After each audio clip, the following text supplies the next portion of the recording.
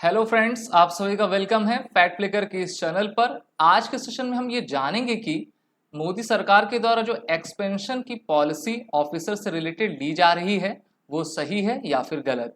अभी हाल ही में भारत सरकार के द्वारा एक बार फिर से एक बड़ा फैसला लिया गया है जिसके माध्यम से डीआरडीओ के chairman doctor V Sameer Kamat का एक्सटेंशन एक साल का और कर दिया गया है और ये फैसला अपॉइंटमेंट कमेटी ऑफ कैबिनेट के द्वारा लिया गया है जिसकी अध्यक्षता भारत के प्रधानमंत्री के द्वारा की जाती है। हम सभी जानते हैं defence research development organisation Bharat की एकमात्र सबसे बड़ी premier research and development organisation है जिसके माध्यम से वो इनोवेटिव रिसर्च के थ्रू हमारे आर्म फोर्सेस को और भी शक्तिशाली करने का प्रयास करती हैं। अभी इनके chairman doctor Sameer V Kamat हैं जो 31 मई 2024 को रिटायर होने वाले थे और अब भारत सरकार ने आनन फानन में इनका कार्यकाल एक साल का बढ़ा दिया है और ये अब 31 मई 2025 तक डीआरडीओ के चेयरमैन रहेंगे। हम सभी जानते हैं कि बलेस्य मूलम विज्ञानम के मोटो के साथ डीआरडीओ कार्य किया करती है और डीआरडीओ एकमात्र संस्था है जिससे कि हमारी इंडियन आर्म फोर्सेस शक्ति पाती हैं। तो इनका एक्सटेंशन क्यों किया गया इसके बारे में हम जानेंगे। अभी हाल ही में 3 दिन पहले ही हमारे आर्मी के चीफ मनोज पांडे का भी कार्यकाल एक महीने के लिए एक्सटेंड किया गया है और इनकी भी रिटायरमेंट 31 मई 2024 को होनी थी और इस पर अब जो विपक्षी पार्टी है वो भारत सरकार के ऊपर आरोप लगा रही हैं। उसमें असुद्दीन अवैसी की आवाज काफी मुखरता से आ रही है। इनके द्वारा कहा गया कि the extension tenure of the serving army chief during the election campaign days before he was to retire is not desirable. The Narendra Modi government was well aware of his date of retirement and should have announced a replacement long ago. यानी कि इनके द्वारा कहा गया है कि भारत सरकार को पहले से पता था कि ये किस डेट को रिटायर होने वाले हैं, लेकिन उसके बाद भी उनके द्वारा कोई भी निर्णय नहीं लिया गया और आनन फानन की स्थिति में इनका कार्यकाल एक महीने के लिए आपका बढ़ा दिया गया है। अभी हाल ही में 21 मई 2024 को एक ऑफिसर रिटायरिंग सेमिनार हमारे एडीजीपीआई इंडियन आर्मी के द्वारा कंडक्ट किया गया था और ये माना जा रहा था कि 31 मई को ये आपके रिटायर हो जाएंगे और यहाँ तक कि जनरल मनोज पांडे भी नहीं जानते थे कि उनका कार्यकाल एक महीने की अवधि के लिए आपका बढ़ा दिया जाएगा। तो इस प्रकार से पिछले 50 साल के इतिहास में ये देखा गया है कि इंडियन आर्मी के मनोज पांडे दूसरे जनरल हैं जिनका कार्यकाल बढ़ाया गया है। तो ये चीजें क्यों हो रही हैं, सबसे बड़ा प्रश्न ये उठता है। इसमें आंसर हमको यही मिलता है कि जो इलेक्शंस आपके चल रहे हैं उसको देखते हुए भारत सरकार के पास हो सकता है टाइम ना हो, वो टाइम जो है मेनली इलेक्शन को देना चाहते हैं, अपॉइंटमेंट को नहीं। इस कारण से भारत सरकार के द्वारा अपॉइंटमेंट आपकी नई अपॉइंटमेंट रोक दी गई है और जो अभी के ऑफिसर्स हैं उनको एक महीने और एक साल का कार्यकाल उनका एक्सटेंड किया गया है। जो भी अपॉइंटमेंट की जाती वो एसीसी के द्वारा की जाती जिसमें टॉप सीनियर मिनिस्टर्स रहते हैं और ब्यूरोक्रेट्स आपके रहा करते हैं।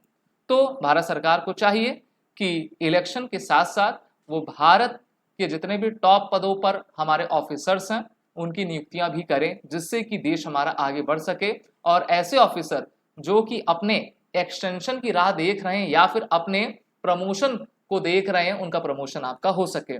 अभी डॉक्टर समीर कामत का जो एक्सटेंशन हुआ है वो ये दिखाता है कि किस प्रकार से डीआरडीओ में जो आपके चेंजेस हो रहे हैं, रिफॉर्म्स लाए जा रहे हैं, उस पर रक्षा मंत्रालय चाहता है कि डॉक्टर समीर वी कामत को आपका बैठाया जा सके। 2023 में भारत सरकार के द्वारा इंडियन आर्म फोर्सेस में काफी बड़ा परिवर्तन लाने के लिए हमारे डीआरडीओ में रिफॉर्म्स के लिए 9 सदस्यीय कमेटी आपकी बैठाई गई थी जिन्होंने भारत सरकार को अपना ड्राफ्ट आपका दे दिया है। वहीं पर डीआरडीओ के द्वारा हमारे एलसी तेजस मार्क 1A पर कार्य किया जा रहा है और भारत के future 5th generation aircraft AMCA यानी कि एडवांस मीडियम कॉम्बैट एयरक्राफ्ट पर भी तेजी से वर्क हो रहा है और ऐसा हो सकता है कि इसी कारण से डॉक्टर समीर वी कामत का आपका एक्सटेंशन कर दिया गया है। विश्व के जो टॉप देश हैं जैसे कि अमेरिका, रशिया, आपका चाइना, इनके पास उनका 5th जनरेशन का लड़ाकू विमान है लेकिन हमारे पास सिर्फ 4th जनरेशन के हैं। तो इस कारण से हमारी डीआरडीओ लगी हुई है कि हम AMCA के प्रोजेक्ट को आगे ले जाएं, साथ ही साथ रुस्तम जो हमारा यूएवी प्रोजेक्ट है उसको भी आगे ले जा पाएं, तापस को भी हम बढ़ा पाएं जिससे कि इन सभी यूएवी के प्रोजेक्ट को हमारी डीआरडीओ एक फिक्स समय में पूरा कर सके। और इसके लिए डीआरडी को चाहिए कि अधिक से अधिक फंड उनके पास हो, साथ ही साथ फंड के अलावा जो टेक्नीशियंस हैं, एम्प्लॉयमेंट है, वो भी जनरेट आपकी होती जाए। तो इस कारण से आर्मी हो या डीआरडीओ हो, दोनों एक साथ एक दूसरे से कंधे से कंधा मिलाकर आपका चला करती हैं। और हमारे आर्म फोर्सेस में जो सिंक्रोनाइजेशन रहता है, कोलाबोरेशन, कोऑर्डिनेशन रहता है, वो तभी आ सकता है जब हमारे ऑफिसर्स एक दूसरे के साथ कोलाबोरेट करें और उनकी सोच आपकी मिलती रहे। अभी मैंने बताया था कि भारत सरकार के द्वारा किस प्रकार से अग्निवीर के स्कीम में भी परिवर्तन आपके किए जा रहे हैं। उनकी एज को बढ़ाया जाएगा और उनका जो नंबर 25% फिक्स किया गया था उसको भी बढ़ाकर ये 50% आपका कर देंगे। भारतीय थल सेना के द्वारा वर्ष 2024 में टेक्नोलॉजिकल एडवांस होने की आपकी एक कोशिश की जा रही है, जिससे कि वो बेहतर आपका कर पाए। तो अब ये देखना है कि ये जो एक्सटेंशन है वो सही है या फिर गलत है। मैंने आपको जो है जितने फैक्ट्स थे इस फैक्ट फ्लिकर के चैनल पे बता दिया है। आप सभी कमेंट करके जरूर बताएं कि भारत सरकार का फैसला किस हद तक सही है या फिर गलत है और इसमें क्या सुधार करने की आवश्यकता हो सकती है। अगर आपको वीडियो अच्छा लगा हो तो इसको लाइक कर लें, चैनल को सब्सक्राइब कर दें।